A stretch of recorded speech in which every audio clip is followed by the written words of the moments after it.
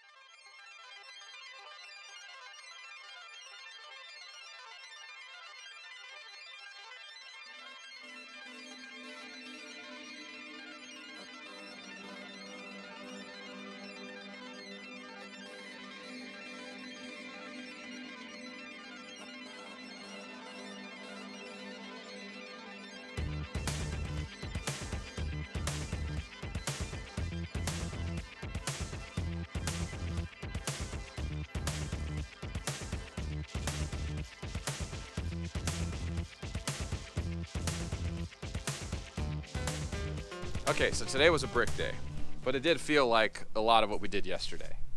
And today was just a lot of time lapsing. And I didn't tell you how to do the bricks, but basically you just measure off an entire set. You just make a run, assume these are going to be about 3/8 grout joints, measure it off, find out exactly how many inches it is, mark a line. Then from that line to the next line, mark a line. And then make sure it's level all the way through, run a chalk line through that. Then run a level down, make sure it's level up and down, run a chalk line through that. And that way you know at the start of every line is a brick. And then from there you can build that little pattern you kept seeing. Every brick in between, you don't have to throw a level on it, doesn't have to be perfect. Once the grout goes in, you can start getting away with a lot, and I'll show you that in a second. But we did make the wrap around here. We had to stop there because we still have a whole bunch of scratch and brown to do here. But we did start getting the tops of the brick cap on. It's a soldier right over here. Little trick here, you don't have to use tiny bricks. You just take a normal sized brick, etch it in, grout it, no one will ever know. So when you step back, you know, the brick job looks good. All grouted up, looks nice. If you get close, you can see that, you know, this joint's too big and that one's too small. And that's pretty normal. If you go to any brick job, you'll see that if you look closely. But from a distance, looks good.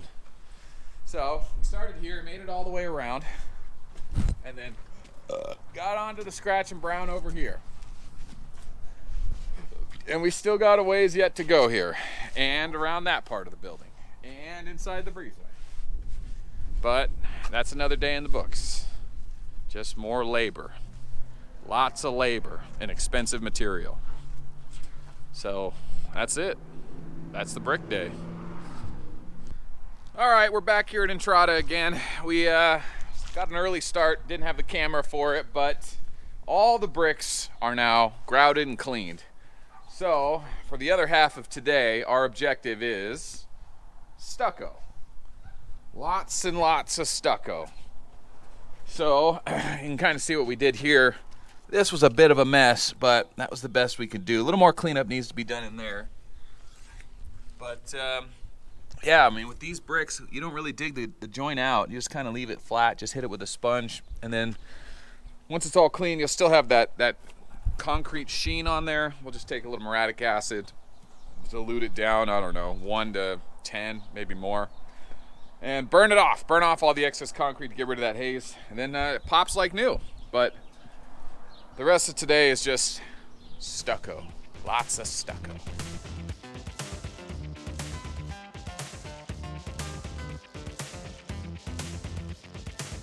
All right, I suppose we should talk about the stucco prep. What you're looking for is well, it's a 3-part process, right? So first, put your stucco base coat down. That kind of gives you fills in your gaps, gives you your color, kind of starts preparing the base. Once that's in, you want it real liquidy, wet, and watery. And the second will be your lace, and that's when you come back with a texture, and then a few minutes after that, you knock it down. You don't want to let it get too far ahead. You do about 3 to 6 feet, stop, and then come back and put the lace on. If you wait too long, and you're going to be fighting hard stucco, it's better to do it when it's still a little bit wet.